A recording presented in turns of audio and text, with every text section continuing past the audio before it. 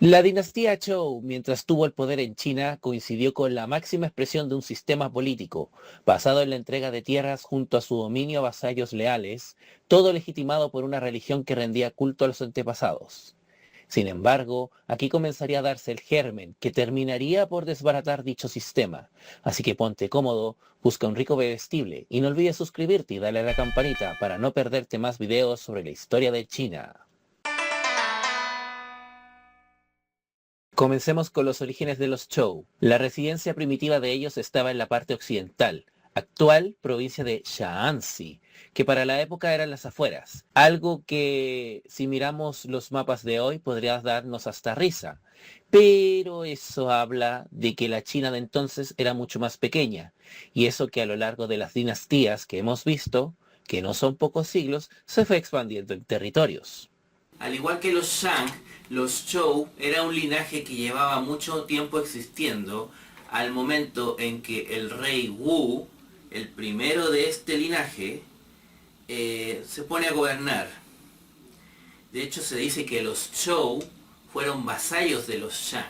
La motivación de los señores Zhou para hacerse con los terrenos de los Shang fue porque los terrenos que ellos tenían ya sí estaban así regular.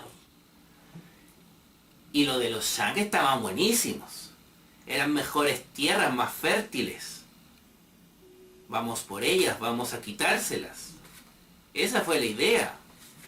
Esa ambición, esa ambición, más alianza con nativos de la zona y tener un mayor uso del caballo fue lo que permitió a los Zhou derrocar a los Shang, supuestamente por el año 1056 a.C. Y bueno, aquí llegamos a ese relato donde vemos la caída de los Shang por los Zhou. Los Zhou, bajo el mando de Wen, marcharon sobre el Henan justo cuando el rey Shang estaba enfrascado en una guerra contra los bárbaros del río Wai. Wen murió en plena batalla durante el avance victorioso de los Zhou y le sucedió su hijo Wu. Los Shang fueron definitivamente vencidos en la batalla de Muye del año 1046 a.C. supuestamente, al norte del río Amarillo, y el rey Shang, el último de su linaje en el trono, dejó de existir. Wen y Wu habían sido aclamados como libertadores por parte de los antiguos súbditos de los Shang y por las poblaciones bárbaras que habían soportado la tiranía de su último rey. Después de su victoria, Wu, nuevo rey y el primero de los Zhou, confió la administración de las ciudades de la llanura central a Wu Geng, hijo de su predecesor, y regresó a Shaanxi, donde no tardó en morir. Su hijo Cheng lo sucedió en el trono, quien por ser chico, su tío, el llamado duque de Zhou, fue su regente. Pero al poco tiempo estalló una agitación encabezada por Wu Geng con alianza de los bárbaros del río Wai para sublevarse contra la autoridad de los Zhou. El duque de Zhou organizó la defensa y el contraataque. La sublevación fue sofocada y los bárbaros del río Wai se sometieron. A pesar de aquello, los Zhou repartieron el territorio de los Shang, dejando algo para estos últimos. Construyeron como nueva capital Songzhou, cerca del actual Xi'an, en el Shaanxi, donde trasladaron a las familias de la élite Shang para dirigir trabajos de construcción y aprovechar sus habilidades en asuntos religiosos y gubernamentales. Es decir, que el linaje de los Shang no desapareció con el cambio de dinastía. Tampoco su estructura social, política y religiosa. Sobre todo esta última. Solamente este fue dirigido por otra familia. De ahí que hasta las costumbres de los Zhou apenas variaron con la de los Shang. Hablemos sobre el sistema político heredado por los Shang. Su base era la familia o clan real, donde surgía el rey que dominaba a todos, cuya legitimidad descansaba en el culto a sus antepasados que se realizaban mediante rituales religiosos hechos por chamanes. Al parecer en un comienzo este rey era todopoderoso, pero a medida que se expandieron más sus dominios, se fue complicando el control de estos, naciendo la necesidad de delegar su poder en otros. Así surgió la nobleza, formada por clanes que se entrelazaban con el clan real en mayor o menor grado. De ahí que surgió una jerarquía de muchos rangos para estos clanes. Lo anterior no impide separar a la nobleza en dos categorías principales, nobleza superior y nobleza inferior. La nobleza superior tenía derecho a territorios que administraba junto a realizar sus propios rituales religiosos. La nobleza inferior, en cambio, solo se involucró en algunas tareas administrativas específicas a nivel provincial y central. Formaban las tropas utilizadas para la guerra usando de forma exclusiva armas de bronce y carros de combate, algo que existió hasta el siglo VI a.C. aproximadamente. También podían crear sus propios linajes. El objetivo de las guerras era obtener esclavos. ¿Y qué se hacía con los esclavos? Pues por una parte se utilizaron como tropas auxiliares para las campañas bélicas, como una suerte de infantería de poca relevancia, y por otra parte eran los sacrificados en los rituales religiosos hechos por chamanes. No eran considerados parte de los grupos sociales existentes en la época. Si quieres más detalles sobre los rituales hechos por chamanes, ve el video sobre la dinastía Shang. Y porfa, no olvides suscribirte. Los esclavos obtenidos eran los nativos de los territorios conquistados. Dichos territorios se anexaban para engrosar los dominios reales y se entregaban a la nobleza superior para administrarlos, junto con imponer la cultura de la llanura central, aunque siendo tolerantes con los cultos religiosos de la zona. Dentro de la administración de los dominios reales estaba el de emplear a los campesinos como si fueran siervos de cada noble y a los artesanos como los herreros que forjaban las armas y vasijas de bronce.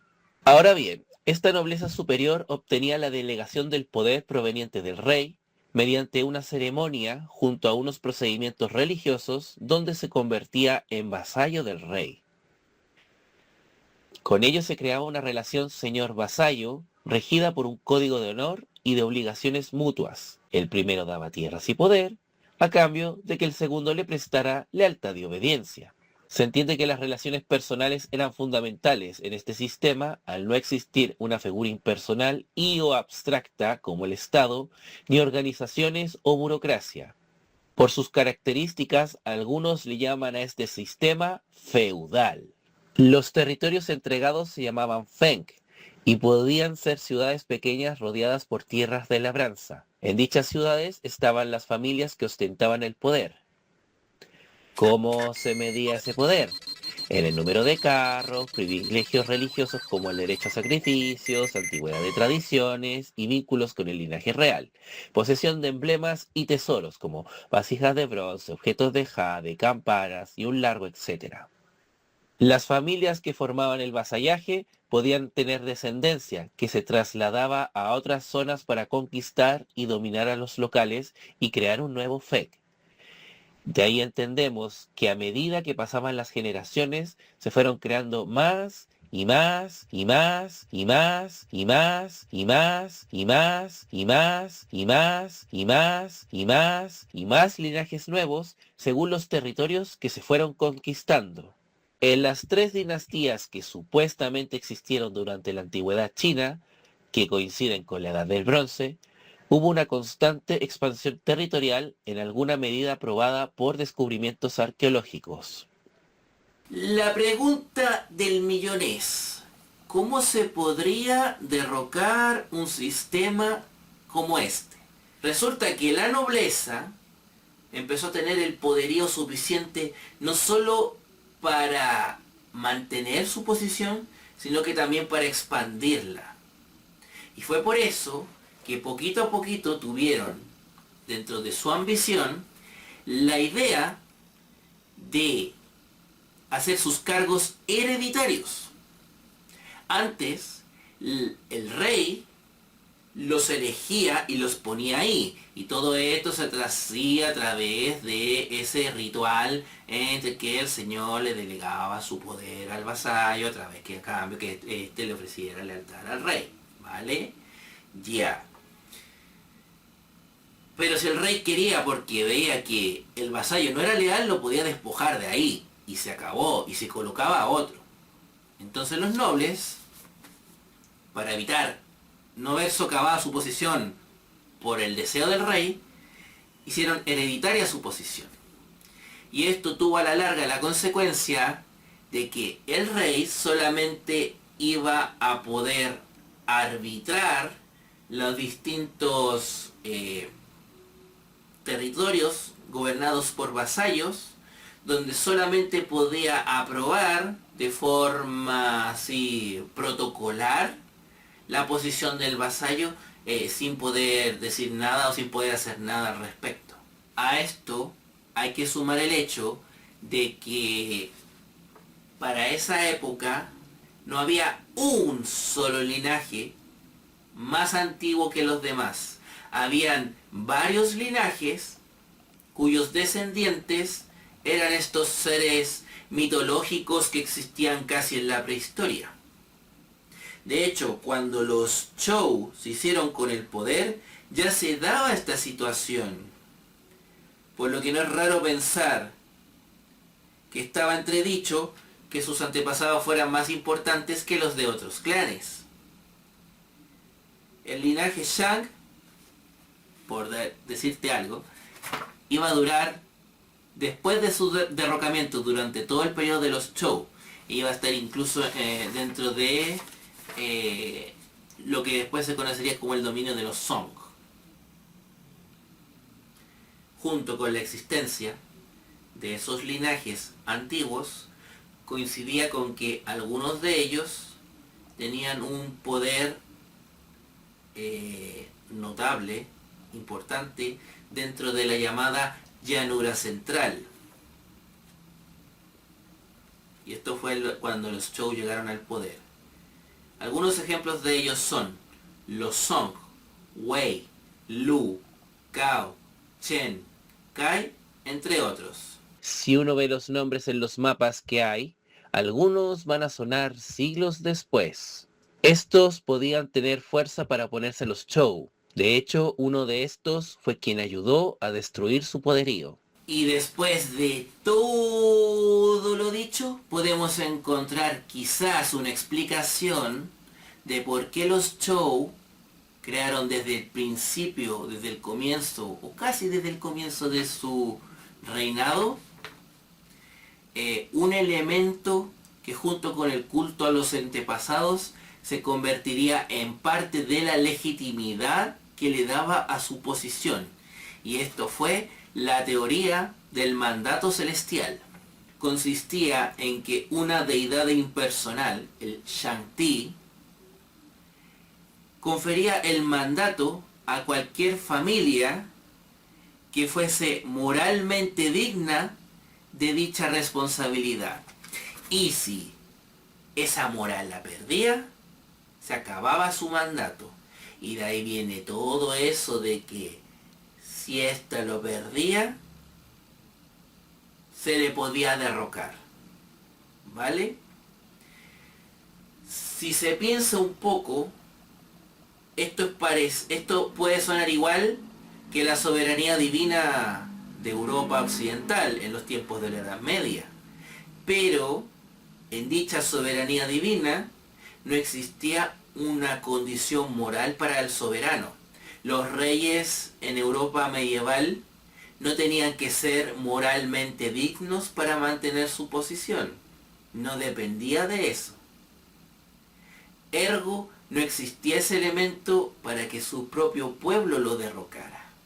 Esta teoría le ayudó a presentarse los Zhou como que su llegada al poder fuera un cambio radical, un ciclo nuevo, brillante, renovador, si se quiere, dentro de la llanura central o dentro de China.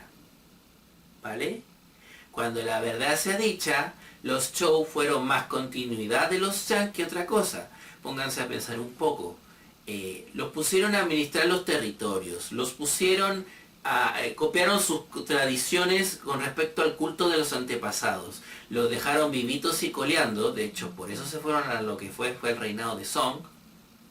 Entonces, como que no habían desaparecido esa cultura, solamente que por otras manos se continúa haciendo. Esto de que una dinastía nueva que significaba un golpe de timón, un cambio, un nuevo amanecer, un brillo que tenía, que con el tiempo poco a poco se iba a ir apagando hasta convertirse en algo oscuro, decadente, miserable, que incluso contagiaba de miseria a toda la China.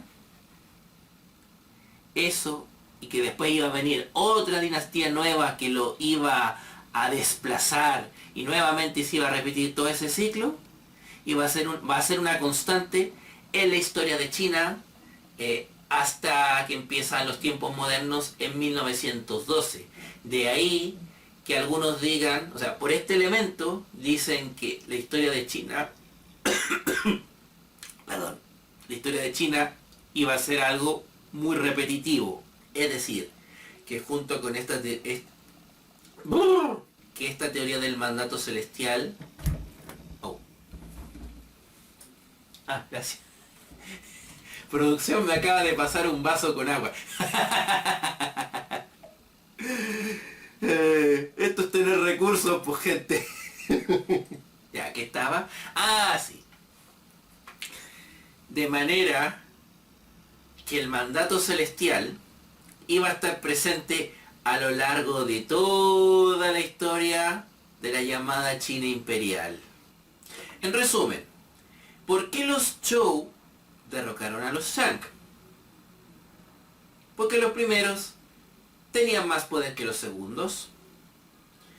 Poder que además se incrementaba con la alianza de fuerzas nativas locales que había. ¿Cómo perdieron los Zhou ese poder que le arrebataron a los Shang? Porque fueron derrotados por otro linaje. Ergo, estamos ante la ironía de que una dinastía llegó al poder de la misma forma en que se lo terminaron quitando en el futuro.